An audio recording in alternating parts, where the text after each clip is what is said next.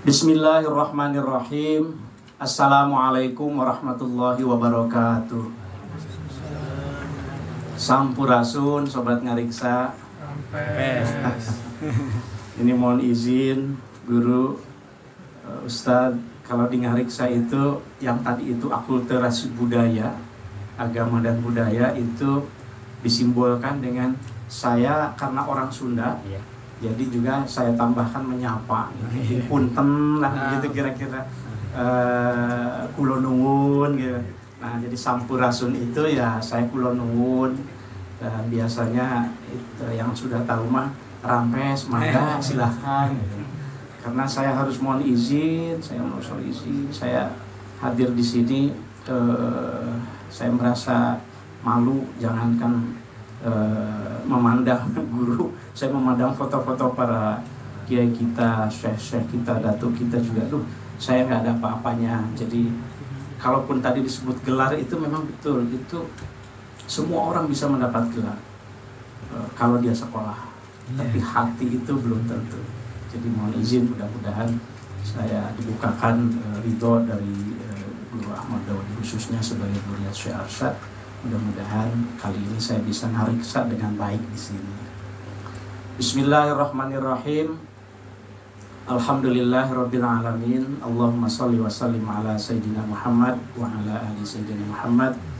Rabbi shrah li sadri wa yassir li amri wahlul 'uqdatam min lisani yafqahu qawli. Allahumma rzuqna fahman nabiyyin wa hifdzal mursalin wa ilhamal malaikatil muqarrabin bi rahmatika ya arhamar rahimin. Allahumma iftah lana futuhal arifin bi hikmatika wamshur 'alaina rahmataka. Allahumma dzakirna ma nasina wa 'allimna ma jahilna ya dzal jalali wal ikram. Amin ya rabbal alamin. Pertama, yang saya muliakan, guru kita, ayahanda Guru Ahmad Daudi, salam kenal dari saya. Tentu kita semuanya, saya juga walaupun jauh sudah lama mengenal nama beliau, apalagi sebagai zuriat dari Syekh Arsyad ya. Tetapi baru kali ini saya alhamdulillah silaturahim bahkan ke rumah di sini sejak kemarin. Saya kalau bisa bolak-balik itu saya bolak-balik dulu karena merasa banyak sekali ilmu yang saya dapatkan di sini. Juga Ustadz Jasrian Syah, syukron jazilan ala kitab, ada ta'liq Sabilul Muhtadin tahta ta'liq Muhammad, Ustadz Muhammad Jasrian Syah. Ini karya filologi. Jadi beliau itu al-muhaqqiq, huwa haqqaqa makhtutat sabilil muhtadin. Gitu. Jadi kalau ada yang kurang tepat gitu diperbaiki begitu ya. Tapi tentu perbaiki bukan dalam pengertian menyalahkan yang tadi itu, karena tahqiq itu lebih ke teknis sebetulnya. Dan yang saya hormati juga Kepala Balai Pelestarian Kebudayaan wilayah 13 ya, Kalimantan Selatan dan Kalimantan Tengah, Bapak Dr. Muslimin A.R. Effendi dari Kementerian Pendidikan, Kebudayaan, Riset dan Dikti, Riset dan Perguruan Tinggi ya, Kemenristek Dikti. Ini sahabat saya ketika saya kuliah di UI Depok gitu. Jadi kami dulu thalabul ilmi bareng, begitu beliau sejarah, saya filologi gitu. Saya mempelajari manuskrip, beliau mempelajari arsip-arsip, tapi sama-sama masa lalu gitu. Jadi sekarang kita sadar bahwa mempelajari masa lalu itu bukan untuk apa-apa, tetapi untuk masa depan kita gitu. Tentu di dalam Al-Quran kan kita juga sering membaca ya, ya ayyuhalladzina amanu taqullaha wal tanzur nafsum ma qaddamat lighad, mungkin untuk kehidupan akhirat. Tetapi kalau dalam makna duniawi, kalau mau maju ke depan itu, masyarakat Banjar, kita Muslim, ya harus lihat masa lalunya. Bagaimana ulama kita menulis ketika belum ada lampu, dengan tulisan tangan. Lihat manuskripnya, kalau ini kan sudah cetak, lihat manuskripnya. itu diperbanyak 1000 pun tidak ada berubah. Tapi dulu itu ketika mau menyalin, nanti saya akan sampaikan secara filologisnya, ya bisa dibayangkan pakai tintanya tinta celup, celup begini, Bismillah, Bismi, Allah, Allah. Itu mengapa sering keliru? Kelirunya itu bukan karena tidak tahu, matanya ada keterbatasan. Misalnya ketika menulis yadullahi fauqa aidihim misalnya, itu kadang-kadang ada yang kata Allahnya itu harusnya 2 kali jadi 1 kali. Yang ayat yang kita tahu dalam Al-Fatah ini Allah gitu ya, dan seterusnya. Nah, itu namanya haplografi kan di dalam filologi ya. Tapi saya tidak akan terlalu bicara detil. Nah, jadi ini mohon izin guru. Jadi kalau di Ngariksa itu biasanya saya menyapa sobat Ngariksa ini. Sobat itu sahabat, jadi sobat Ngariksa gitu. Mohon izin, jadi kalau ini bagian dari kearifan lokal gitu, jadi saya menyapanya nanti sobat Ngariksa gitu ya. Jadi ini sobat Ngariksa, terima kasih banyak. Ini edisi spesial Ngariksa sekarang ini. Kalau lihat logonya itu Ngariksa, S-nya itu dengan angka 5, karena alhamdulillah sekarang ini sudah tahun ke-5 saya membacakan manuskrip sejak 2019. Saya tidak pernah membayangkan bahwa dulu ketika ngaji, dulu saya ngaji dari awalnya karena saya meneliti karangan Syekh Abdurrahman Singkal, Tanbi Al-Masyi, Al-Mansub ila Tariq Al-Qusasi. Itu saya membaca saja, tidak ada supaya viral atau apa. Sampai sekarang juga tidak viral. Jadi Ngariksa yang subscribe baru 6 ribuan gitu ya. Nah, tetapi makin kesini loh, ternyata banyak sebetulnya yang apa ya, perlu diungkapkan. Nanti saya akan kompor-komporin nih sobat Ngariksa, para ustadz, para tulab yang sekarang hadir di sini ya. Nah, mudah-mudahan ikut tercerahkan begitu. Saya sendiri tadi mendengar secara langsung guru kita Ayahanda Guru Ahmad Daudi membacakan langsung. Selama ini terus terang saja, saya kan seorang akademisi sebetulnya ya. Jadi saya mendengarkan langsung, bahkan dari dzurriyyatnya, kemudian ada kata-kata yang, oh itu toh maksudnya gitu. Jadi kearifan lokal itu kadang-kadang kami tidak tahu. Apalagi saya bukan orang Banjar toh. Misalnya seperti nikmat yang sini-sini tadi itu. Ini apa ya sini? Oh ternyata kecil gitu maksudnya itu. Kemudian ada rakun, ada macam-macam gitu. Saya kira ini kalau bagi kita gitu ya sebagai santrinya, jadi kitab Sabila itu dikaji oleh siapa saja karena sudah diketahui oleh banyak orang. Ada sarjana Eropa juga yang mengkajinya gitu kan. Tapi kalau kita beda. Kalau di sana mungkin hanya ilmiah saja. Kalau di sini ilmiah, amaliyah.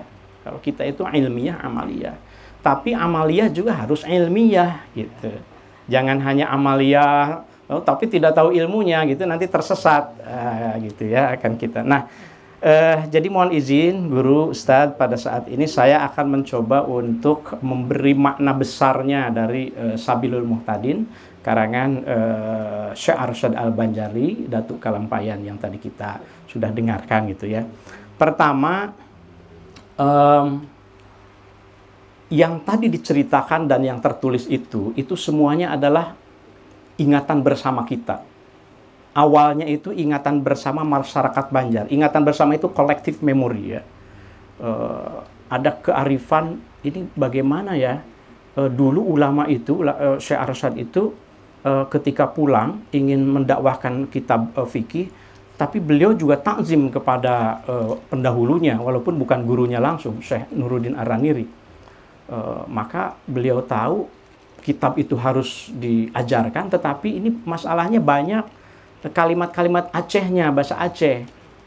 Kalau begitu saya inisiatif untuk menyusunnya, kira-kira begitu. Nah itu kan kearifan lokal.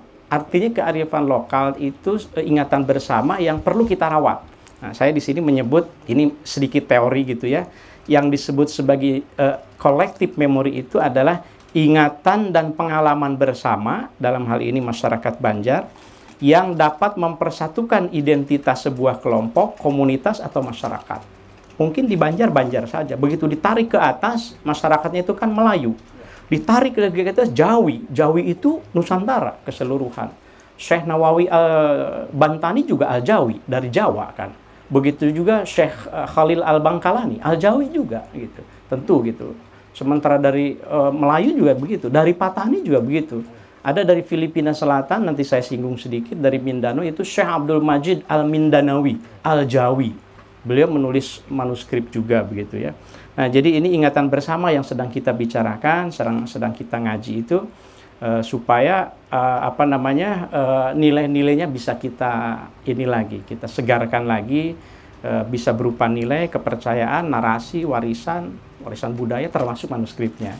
Nah, jadi untuk yang Sabilal Muhtadin ini kemarin saya diizinkan oleh guru kita, Ayahanda Guru Ahmad Daudi, untuk melihat sebagian dari manuskrip.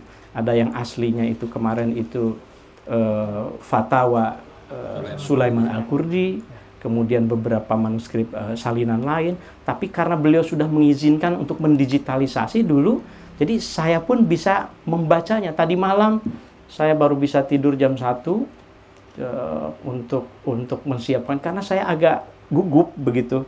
Biasanya saya seminar biasa saja, kalau mau di depan para profesor biasa. Tapi ini lebih dari profesor. Kalau yang para profesor mungkin saya biasa begitu, tapi ini di depan guru kita. Jadi saya jam 1 baru tidur, tapi belum selesai bahannya. Jadi setengah 4 saya bangun lagi gitu. Saya lanjutkan lagi. Nah, mudah-mudahan ada manfaatnya gitu ya. Nah, ini saya tampilkan di sini sengaja membandingkan 2 contoh salinan dari Sabilul Muhtadin. Maksudnya adalah popularitas Sabilul Muhtadin itu kita harus bangga sebagai masyarakat Banjar, sebagai dzurriyyat dari Syekh Arsyad. Itu popularitasnya itu luar biasa pada masanya, khususnya pada abad ke-19 ya. Nah, ini yang sebelah kiri tentu saja yang di sini gitu ya, yang koleksi dari Guru Ahmad Daudi. Kemudian yang sebelah kanan itu adalah salinan Sabilul Muhtadin yang ada di Yayasan Ali Hasmi Aceh. Kebetulan pasca tsunami tahun 2004 kan tsunami ya, 26 Desember. Saya 16 hari setelah itu ditelepon gitu waktu itu oleh kolega untuk berani nggak ke Aceh katanya. Untuk apa? Kirain untuk menyelamatkan mayat gitu. Untuk menyelamatkan manuskrip katanya. Waduh, saya bilang gimana caranya? Akhirnya ya sudah ke sana pakai sepatu bot, pakai ini gitu. Jadi saya pakai handycam gitu keliling ke tempat-tempat yang itu terkena gitu. Terkena tsunami. Tapi diketawain orang dan sedikit dilecehkan begitu. Kamu orang-orang itu menyelamatkan nyawa, kamu menyelamatkan manuskrip gitu waktu itu. Tapi setelah hasilnya diketahui, salah satunya adalah koleksi Yayasan Ali Hasmi, koleksi Zawiyah Tanu Abe, saya bantu menyelamatkannya. Orang baru, kalau dulu nggak ada Oman yang ikut menyelamatkan, mungkin kami tidak pernah terfikir untuk menyelamatkan juga. Jadi bagi tugas, intinya begitu. Nah, ini yang di Yayasan Ali Hasmi itu tidak hanya satu. Jadi kebetulan katalognya sudah terbit tahun 2007. Kami menyusun dengan Kang Mumu Munawar Khalil, sekarang Ketua Masyarakat Pernaskahan Nusantara. Itu ada lebih dari 5 coba di Yayasan Ali Hasmi saja, belum lagi di koleksi yang lain gitu ya. Nah, nanti saya akan cerita juga nanti ke Mindanao. Jadi betapa ironis kalau seandainya masyarakat lain itu membaca dan memanfaatkan, bahkan menyalinnya, tulisan tangan. Ironis kalau kita tidak membacanya gitu. Nah, makanya kalau misalnya mau sambil latihan sekalian, sanggup tidak nulis ulang bismillah barokatan. Jadi ngalap barokah kalau kata orang Sunda, ngalap barokah udah bismillah gitu tulis sampai hatam. Kalau sanggup gitu. Kalau paling tidak niatnya saya ingin merasakan betapa susahnya ulama dulu deh gitu menulis. Saya tulis tangan gitu misalnya, sanggup tidak gitu. Nah, jadi dengan adanya koleksi-koleksi yang kita tahu itu, kita mudah-mudahan dapat ibroh gitu ya. Jadi kita tahu kan, tadi sudah dijelaskan juga bahwa memang Sabilul Muhtadin terinspirasikan dari Shiratul Mustaqim gitu ya. Nah, kita lihat ini juga manuskrip Shiratul Mustaqimnya Yayasan di Ali Hasmi juga itu sudah rusak sekali. Jadi kalau manuskrip aslinya itu ya seperti ini kondisinya itu. Bacanya juga susah, makanya jarang yang minat untuk masuk ke filologi. Kan ilmunya itu filologi seperti saya tuh, muhakkik itu kan filologi gitu, filolog gitu ya. Karena harus berijtihad dalam membacanya saja berijtihad. Idzan qila annal tahqiq huwa al-ijtihad gitu. Jadi tahqiq itu berijtihad. Kadang ini apa maksudnya gitu. Kalau manuskripnya 1, kalau 2, 3, 4, alhamdulillah bisa dibandingkan. Nah, ini Shirathul Mustaqim juga sangat populer. Jadi mengapa Sabilul Muhtadin fokus pada fikih ibadah saja? Pasti terpengaruh oleh Shirathul Mustaqim. Shirathul Mustaqim itu kitab fikih ibadah pertama yang ditulis dalam bahasa Melayu di Nusantara. Sebelumnya tidak pernah ada. Syekh Nuruddin Ar-Raniri itu menulis ini. Yang berikutnya itu ada Mir'at At-Tullab, karangan Syekh Abdul Rauf As-Sinkili. Atau sebetulnya nama lengkapnya itu, kalau tadi merujuk ke guru Daudi, itu memang kita itu lebih baik merujuk pada karangan aslinya. Nama Syekh Abdul Rauf itu sebetulnya dalam Turjuman Al-Mustafid, itu tafsir Melayu pertama yang lengkap 30 juz. Itu beliau namanya itu adalah Aminuddin Ibnu Ali, jadi Abdul Rauf Aminuddin Ibnu Ali Al-Jawi Al-Fansuri. Tidak ada asin kilinya sebetulnya. Aminuddin Abdul Rauf Ibnu Ali Al-Jawi Al-Fansuri gitu. Tapi bukan berarti Al-Fansuri itu ponakannya Hamzah Fansuri. Karena ada sarjana Eropa itu yang menyimpulkan itu, bukan. Itu dari Fansur maksudnya gitu ya. Nah, jadi Shirathul Mustaqim lahir pada masa karya-karya ulama kita lahir serba pertama. Shirathul Mustaqim kitab fikih ibadah pertama. Setelah itu Syekh Abdul Rauf Sinkel Mir'at At-Tullab itu kitab fikih muamalat pertama. Di situ sudah dibahas syarat-syarat pemimpin. Karena kan kalau Ar-Raniri itu sebagai Syekhul Islam di masa Sultan Iskandar muda begitu ya, kemudian kan setelah itu Sultan Iskandar Sani, kemudian pindah ke Sultan Safiyatuddin. Nah, kalau Syekh Abdul Rauf Sinkel itu sebagai Qadhi Malik Al-Adil di Kesultanan gitu. Nah, kemarin saya tertarik sekali. Oh, ternyata di Banjar ini, di Kesultanan Banjar itu mahkamah itu diusulkan oleh Syekh Arsyad. Jadi bukan oleh Belanda sebetulnya gitu. Mahkamah itu oleh Kesultanan Islam di Aceh juga itu Qadhi Malik Al-Adil kan begitu ya, yang paling bertanggung jawab urusan-urusan agama. Mungkin kalau sekarang saya nggak tahu, mungkin Menteri Agama atau Ketua MUI barangkali begitu ya. Nah, jadi serba pertama. Ada lagi nanti hadis pertama. Hadis yang berbahasa Melayu pertama itu Hidayat Al-Habib, juga karangan Syekh Nuruddin Ar-Raniri. Jadi lahir serba pertama begitu. Nah, kitab Sabilul Muhtadin ini terinspirasi dari situ. Nah, kalau kita melihat ini nih muqaddimahnya yang tadi dibacakan oleh ayahanda guru kita, bagi kita itu harus coba resapi mengapa menggunakan muqaddimah fi Shirathil Mustaqim. Padahal itu kan tidak sedang menyebut konteks buku, konteks karangan sebetulnya. Kan biasa kan muqaddimah kan. Di sini kan alhamdulillahilladzi waffaqa. Ini mata saya lupa, saya nggak bawa kacamata aja. Malah di sana kelihatan, malah yang jauh malah kelihatan. Kalau yang dekat nggak kelihatan. Jadi saya kalau yang jauh tuh awas ya, tapi yang dekat itu suka nggak awas gitu. Bismillahirrahmanirrahim. Alhamdulillah waffaqahu fi dinihi at-tahir man aradahu minal anam, dan seterusnya. Man sya'a min ibadi fi Shirathil Mustaqim. Ya kan? Fi Shirathil Mustaqim itu di jalan yang lurus, di situ maksudnya bukan karya Shirathil Mustaqim. Tapi kalau kita lihat kan terjemah berikutnya, ternyata itu sebetulnya karena beliau memang ingin merujuk pada kitab Shirathil Mustaqim. Jadi dengan penuh kesadaran beliau mengarang kitab itu. Makanya di situ disebutkan bahwasanya kitab seorang alim yang alim al-alamah tadi itu, yaitu Syekh Nuruddin Ar-Raniri, nama negerinya yang dinamai As-Shirathil Mustaqim pada ilmu fikih atas madhab Imam Syafi'i. Jadi penuh kesadaran, penuh memilih kata. Makanya saya menyebut kata pembuka syarat makna. Sudah tahu sampai akhirnya mau bagaimana, itu karangan itu sudah tahu beliau itu. Misalnya ulama lain, Syekh Abdul Rauf Sinkel ketika mengarang Tanbih Al-Masyi. Tanbih Al-Masyi itu manual pedoman utama untuk tarekat Satariyah. Sama ke atasnya itu sebetulnya murid Syekh Al-Kusasi, kemudian Syekh Al-Sinawi ke atasnya begitu ya. Nah, ini ketika mukaddimahnya itu tidak pakai as-siratal mustaqim misalnya, tapi menggunakan itu alhamdulillahilladzi madda awil. Madda awil. Walaupun kalau dalam salinan lain tuh ketika saya membandingkan 4 salinan, ada yang awil dengan dha, ada yang dengan awdil dengan dod. Ada yang dengan seperti dod ada titiknya tapi tidak ada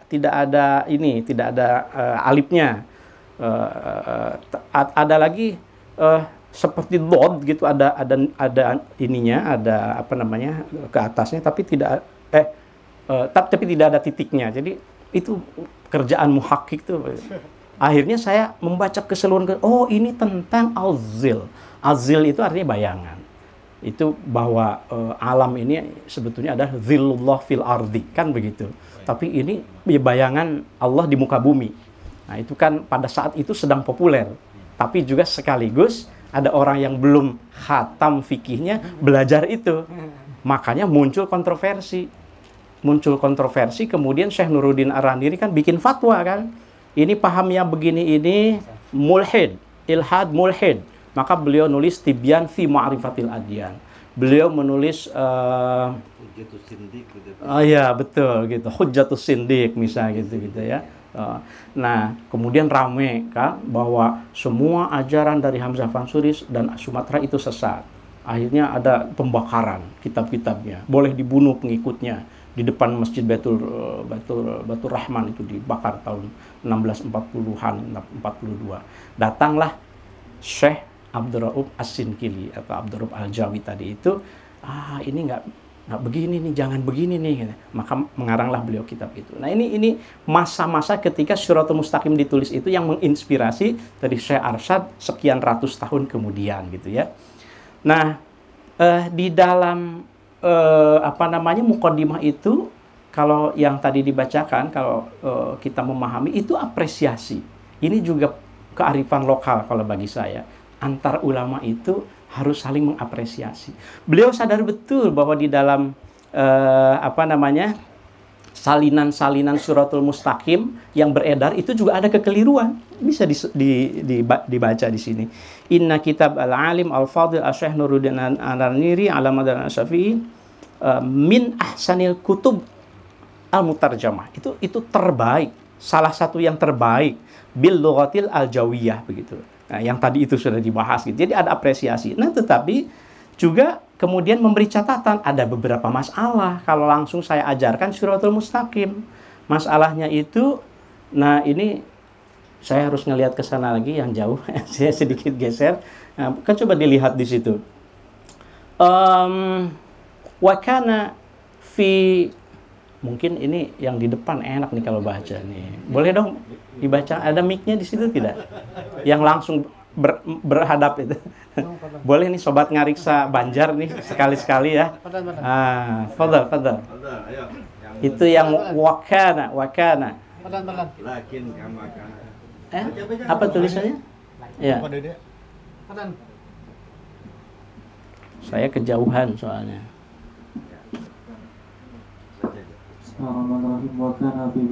Oh, mungkin dari lakin.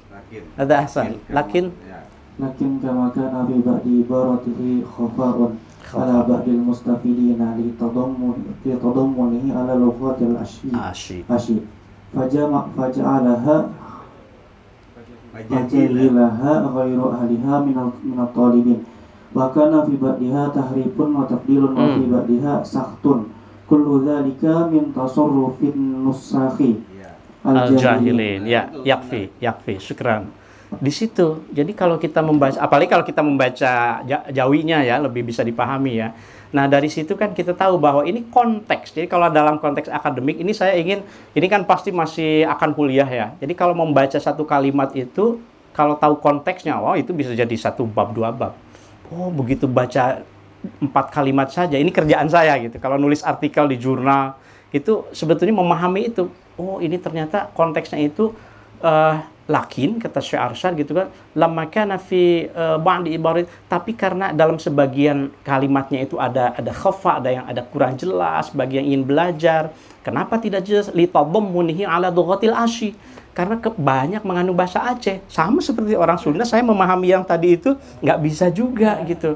Nah, beliau di Banjar memahami pertama ada bahasa Aceh, sehingga fajahilaha ghairu ahliha wa minat talibin, itu tidak bisa. Belum lagi wa kana fi ba'diha tahrif. Nah, ini jadi ada salinan-salinan yang sudah beredar, ada tahrif, ada penyimpangan, ada tabdil, penggantian. Itu bukan berarti tahrif itu Syekh Nuruddin Arandininya yang menyimpang, bukan.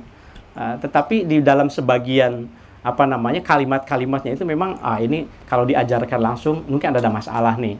Nah, oleh karenanya maka sebagian orang, sebagian sahabat-sahabat saya kemudian meminta saya untuk menyusun kitab ini. Belum lagi itu di bawahnya itu menarik juga tuh. Nanti kalau dibiarkan minan soal masubah li mu'allif ya, yang tadi Ustaz jelaskan itu ya, jangan-jangan ini dianggap sebagai ini kesalahan dari pengarangnya. Tidak bisa diverifikasi wa wa ainal mahiruna fi hadhil buldan, padahal siapa lagi yang ahli sekarang ini sudah susah gitu. Padahal abad ke-18 loh itu beliau bilang begitu.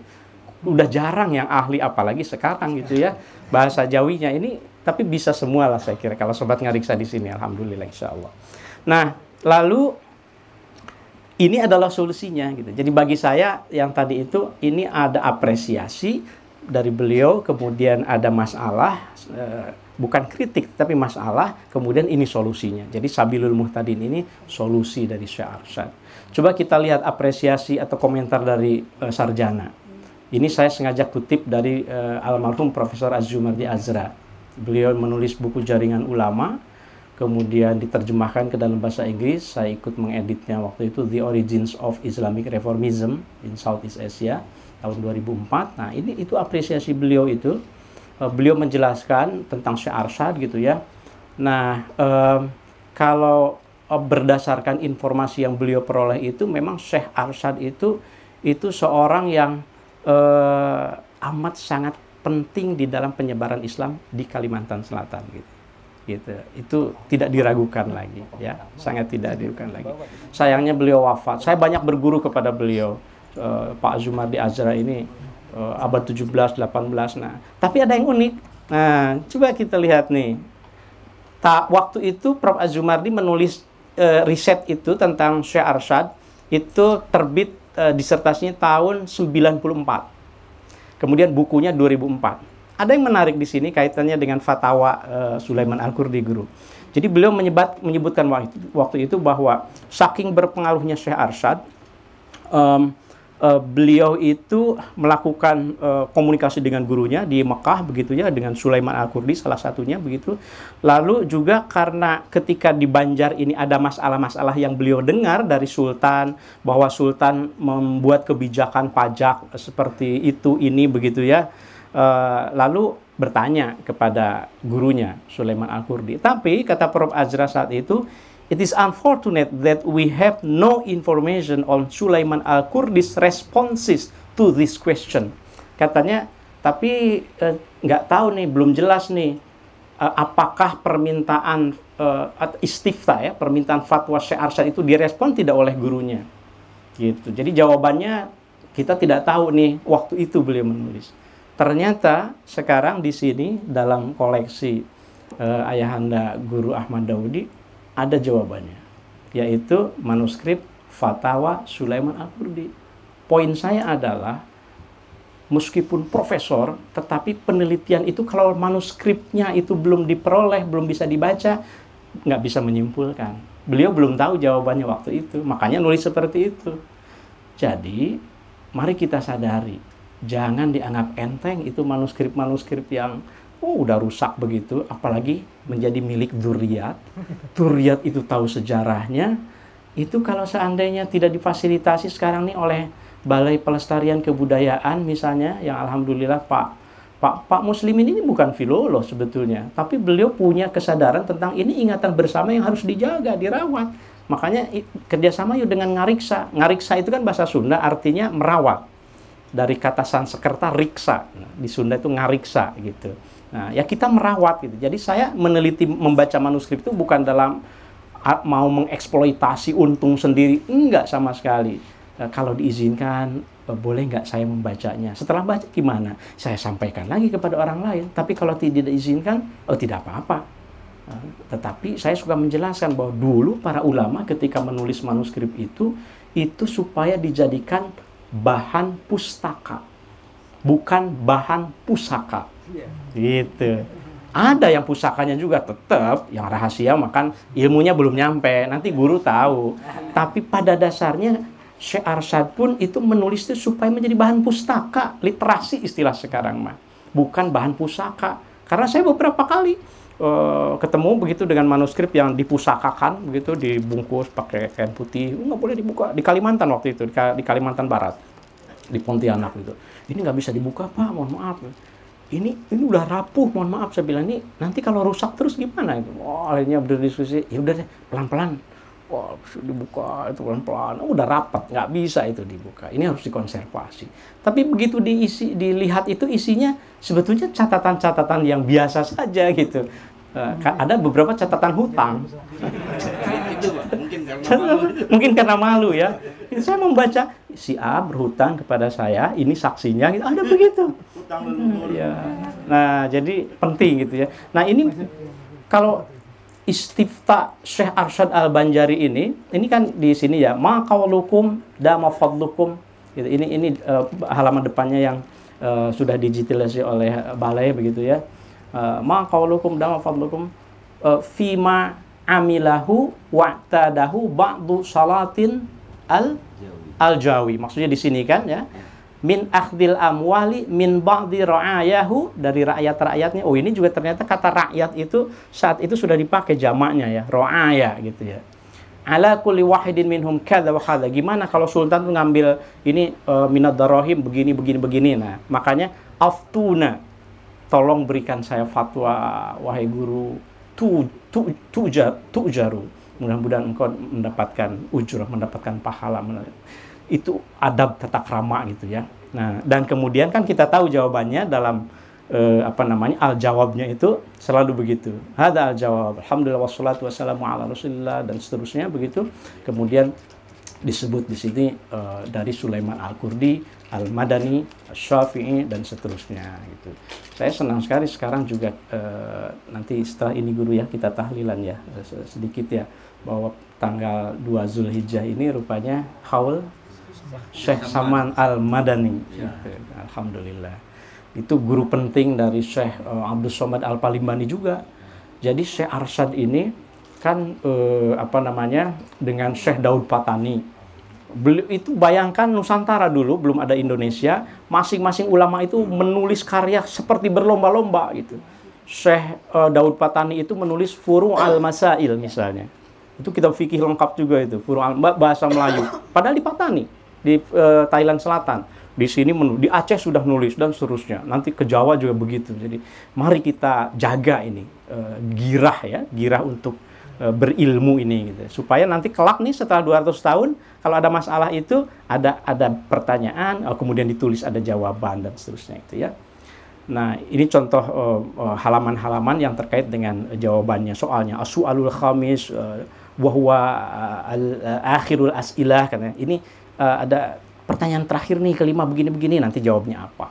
Nah, yang sudah diselamatkan saya guru, saya terus terang saya mengapresiasi sekali sebagai filolog begitu, bahwa koleksi-koleksi yang ada itu diizinkan untuk dibaca, didigitalisasi melalui digitalisasi khususnya, karena ini kalau kita lihat nih, coba lihat ya Sobat Ngariksa, itu yang manuskrip itu sudah korosi, ada yang korosi tinta, ada yang sudah bolong-bolong dimakan rayap, saya kira itu ya.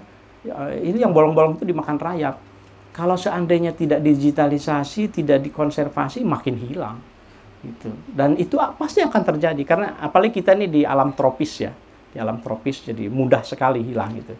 Nah makanya alhamdulillah yang Kanzul Ma'rifah sudah dicetak ulang oleh Dzurriyat ya.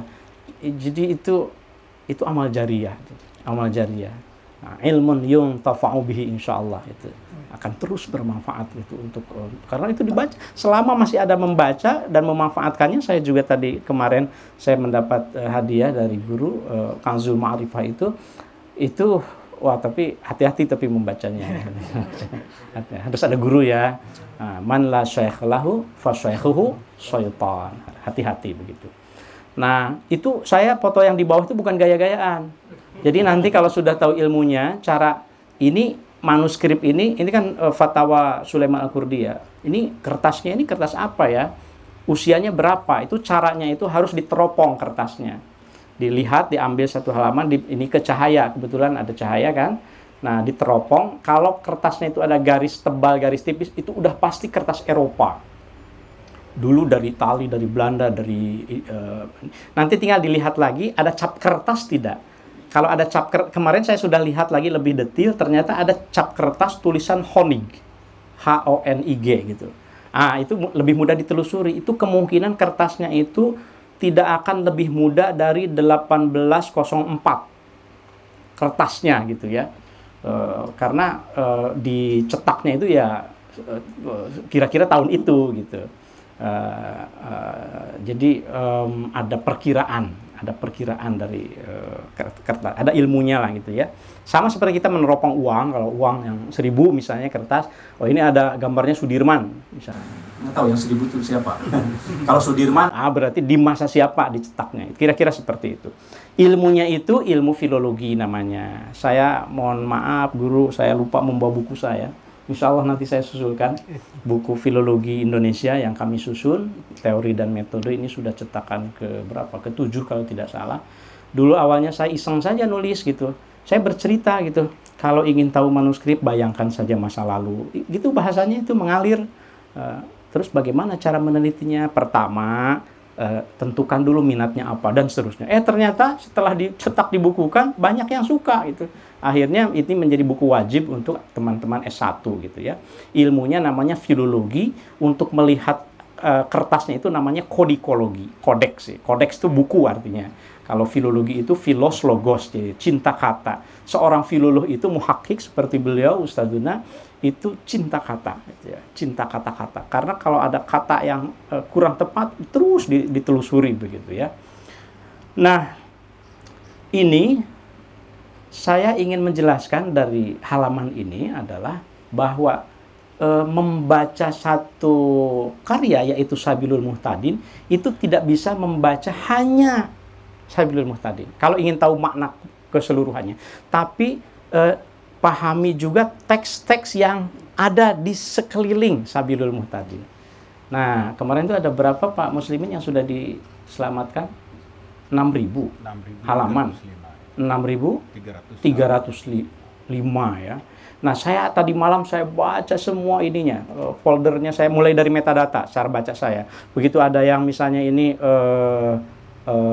tata cara wudhu, oke saya lewat, saya udah tahu lah gitu. Tapi begitu ada yang, ini ada Futuh Al-Arifin, saya langsung masuk ke foldernya, manuskripnya, lalu saya buka. Nah, ini jangan dikira tidak penting dan jangan dikira tidak. Kalau saya sebagai orang Banjar, saya akan bangga sekali dengan Futuh Al-Arifin. Futuh Al-Arifin ini dinisbahkan sebagai karya Syekh Khatib Sambas kan begitu ya. Nanti kita lihat siapa yang menulisnya, karena ini dinisbahkan. Kalau kita lihat ini halaman di kolofonnya, ini namanya kolofon itu bisa saya perbesar rupanya di sini. Bisa dibaca ya. Ini kolofon itu bagian akhir dari teks dari Futuh Al-Arifin. Nah, kolofon itu mulainya dari sini, Qad Tamma. Ini kolofon namanya. Qad Tamma silsilah Al-Qadiriyah wa Naqsyabandiyah lil alamah alim al-alamah li mu'allifi alim al-alamah wa bahril fahamah Maulana Syekh Ahmad Khatib Ibnu Almarhum Abdul Ghaffar Sambas bil Jami' Al-Harar Makkah Al-Musharrafah inda maulidin nabi ghafarallahu li jamil muslimin dan seterusnya. Likati biha. Jadi sebetulnya ada yang menuliskannya. Ini itu bukan ditulis langsung oleh Syekh Sambas. Li mu'allifi alama al-alim al-alama Bahril Fahamah Maulana. Itu artinya kan bukan beliau sendiri, nggak mungkin. Yang tadi itu, yang namanya orang berilmu itu biasanya al-faqir, qala al-faqir al-muznib al-faqir ila afi rabbihil karim. Biasanya itu tawadhu.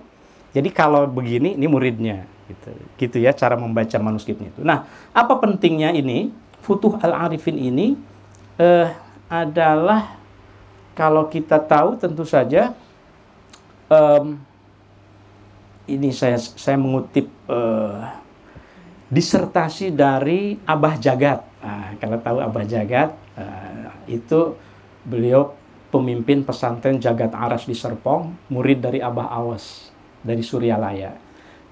Tarekat Qadiriyah Naqsabandiyah TQN. Futuh Al-Arifin itu yang tadi itu ini adalah kitab babonnya dari Tarekat Qadiriyah Naqsabandiyah. Rujukan betul. Mulai dari baiatnya, zikirnya dan seterusnya begitu ya. Jadi ini sebetulnya berpengaruh di Nusantara.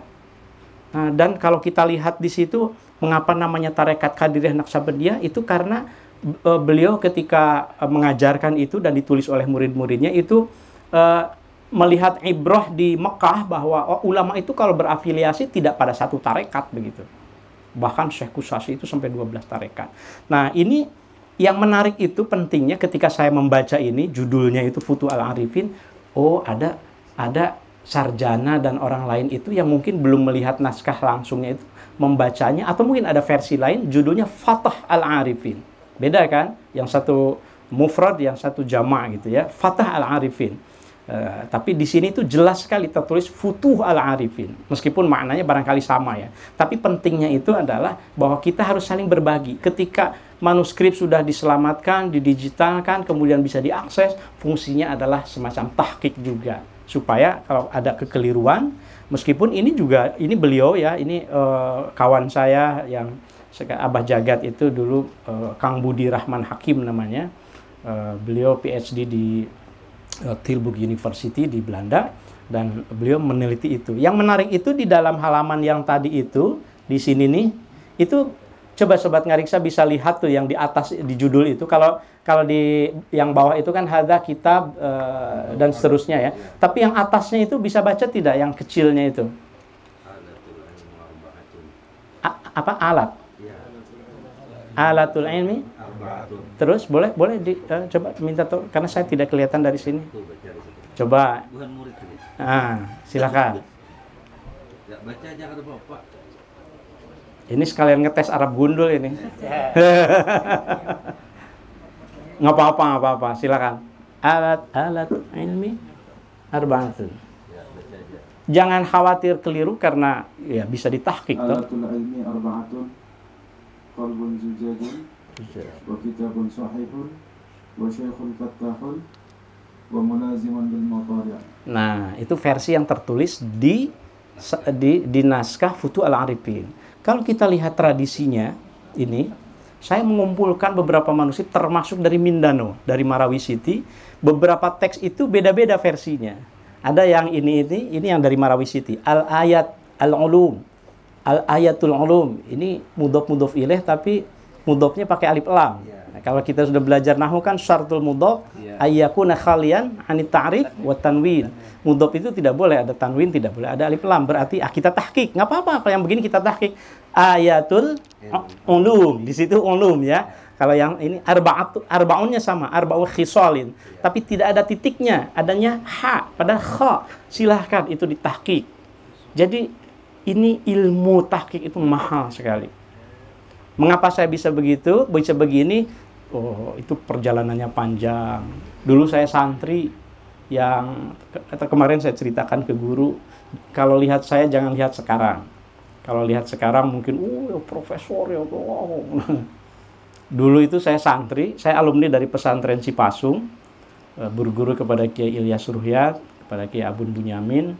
Nah, setelah lulus aliyah itu tahun 87 saya dapat semacam beasiswa gitu ke IAIN, tapi ayah saya nggak punya uang.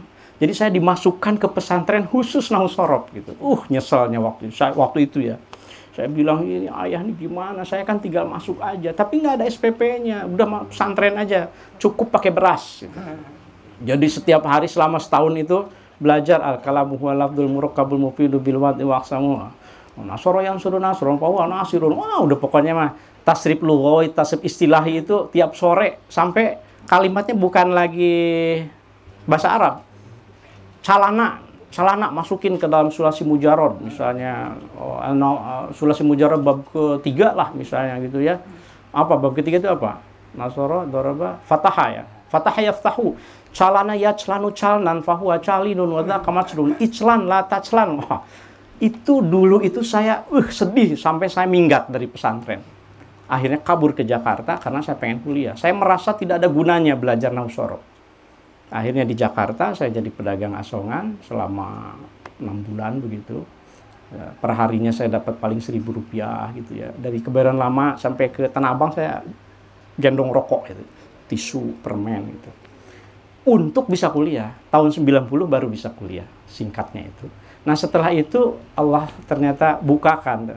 Jadi ayah saya itu ketika saya mau nekat ke Jakarta, pesannya hanya satu. Bapak nggak punya uang. Terserah kamu mau apa, tapi ini pesan dari Bapak. Wa may yattaqillaha yaj'al lahu makhraja wa yarzuqhu min haitsu la yahtasib. Udah, pokoknya kamu jalani ilmu dari pesantren, dari guru, nanti rezeki mah ada, jalan keluar mah ada.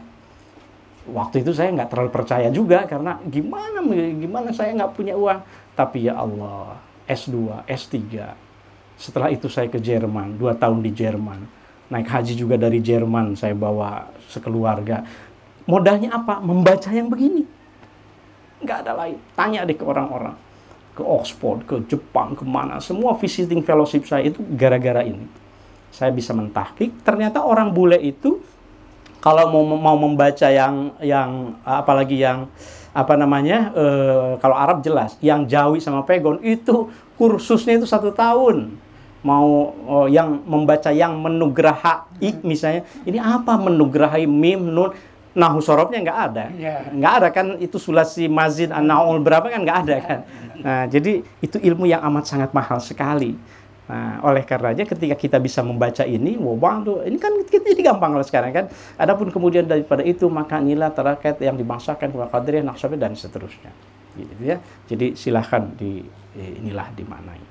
Dan kemudian saya sedikit singkat, kalau dalam konteks keilmuan yang kitab yang ada di sini itu yang Futuh al-Arifin khususnya itu semacam buku utama untuk Neo-Sufism. Neo-Sufism itu tasawuf yang diperbaharui. Maksudnya diperbaharui apa? Maksudnya itu bertasawuf tidak selalu harus uzlah.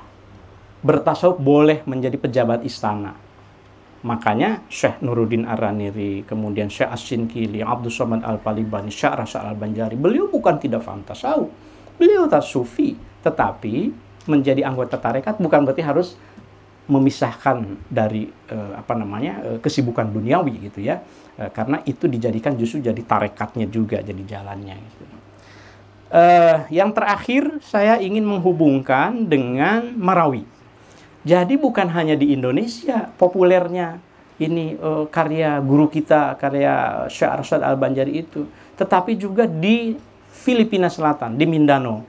Nah, saya baru tahu kemarin cerita dari Guru Daudi, ternyata memang ya terhubungkan rupanya secara nasab pun gitu ya Syekh Rasad ini. Nanti beliau tentu saya harus belajar untuk lagi mendengarkan bagaimana kaitannya. Tapi ketika saya meneliti tahun 2012, waktu itu ada 2 koleksi di Marawi City, di Mindanao, di Filipina Selatan, yang katanya ada nih manuskrip-manuskrip Islam berbahasa Melayu, berbahasa Arab, sekitar 40% berbahasa Arab, kemudian mungkin 55% atau 50% berbahasa Melayu, sisanya berbahasa Maranao gitu ya, bahasa lokal gitu. Nah, mau diteliti, tapi nggak ada ahlinya katanya. Karena sudah tidak ada yang mampu membaca Jawi. Padahal dulunya pusat tradisi keilmuan Melayu.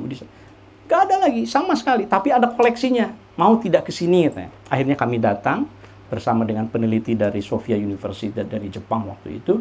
Alhamdulillah kita foto. Di koleksi Syekh Muhammad Said itu ada 69-an bundel manuskrip. Kemudian Syekh Ahmad Bashir juga begitu, tapi sudah dikarungin, disimpan di gudang. Makanya saya nanti di akhir itu pesan, tolong jangan sampai di Banjar ada missing link gitu. Generasi muda tidak lagi membaca karangan ulamanya. Ada contohnya di Marawi. Awal abad 20 sudah tidak ada lagi generasi muda yang mampu membaca Arab Jawi, karangan ulamanya. Nah ini lihat coba, yang saya kasih tanda kuning. Ada di pinggirnya itu, lagi-lagi saya di sini tidak bisa membaca. Kalau dari situ, apa itu? Memang harus miring karena begitulah cara menulisnya. Apa itu? Keduanya Sabil Muhtadi. Ketiganya Ulul Basaid. Keempatnya Bidayatul Muhtadi. Ya. Kelimanya Tajul Muluk. Nah, ini semacam bibliografi cara ulama kita dulu nulis referensi itu seperti ini. Keduanya ya, yang berarti ada yang pertama tapi di halaman sebelumnya. Keduanya Sabilul Muhtadin. Jadi rujukan dari ulama ilmuwan di Filipina Selatan pada abad ke-19 itu sudah bukan hanya Mekah lagi tapi ulama-ulama dari Indonesia. Dan salah satunya adalah Sabilul Muhtadin yang ada di hadapan kita semuanya ini. Masya Allah. Jadi ulama dulu saja sampai menyalinnya. Dan saya waktu itu susah payah untuk masuk ke situ untuk menyelamatkannya. Search and save. 2012 saya dikawal oleh tentara. Masuk ke checking point itu, Anda mau apa? Untung ditemani sama almarhum Alim Usman. Jadi zuriat itu ya saya bukan karena sedang di rumah zuriat, tapi itu amal jariah betul untuk membuka ilmu pengetahuan. Alim Usman itu salah seorang zuriat. Beliau sekolah di Kairo, waktu itu belajar di Kairo gitu ya. Sehingga beliau ada ini keilmuannya, tetapi beliau sudah sepuh, silahkan kalau mau menyelamatkannya. Hanya difoto semuanya, diizinkan. Beliau yang bicara ke tentara itu. Enggak, ini pakai bahasa Marano karena saya tidak paham gitu. Ini saudara kita, ini mau dan seterusnya. Alhamdulillah, kemudian sekarang beberapa itu bisa diselamatkan. Di atasnya juga sama tuh, Sabilul Muhtadin namanya kitab ini. Artinya, nah saya terus terang ini, Ustadz, guru saya belum ngecek ya. Ini betul tidak yang bawah ini bagian dari Sabilul Muhtadin. Tapi ditulis di atasnya, Sabilul Muhtadin namanya kitab ini. Bermula wajib puasa bulan Ramadan itu dengan genap bulan Sya'ban 30 hari dan seterusnya. Ada di situ, alhamdulillah. Jadi memang mereka nulis tangan dulu. Tulis tangan Sabilul Muhtadin. Gimana caranya? Saya tidak tahu siapa yang membawa Sabilul Muhtadin ke Filipina Selatan. Itu yang harus diteliti.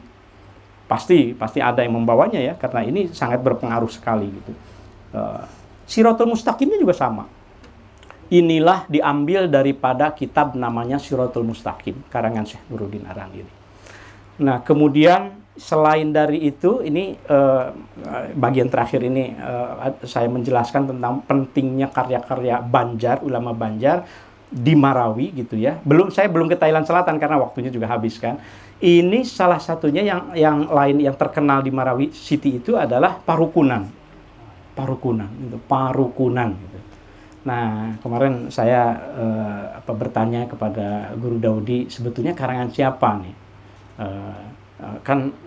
Di situ di dalam berbagai literatur Perukunan Melayu karya Syekh Jamaluddin Al-Banjari, tapi beberapa ngasih tanda tanya, atau karangan Fatimah binti Abdul Wahab Al-Bugisi gitu kan. Beliau menantu Syekh Arsyad. Beliau menantu dari Syekh Arsyad ya.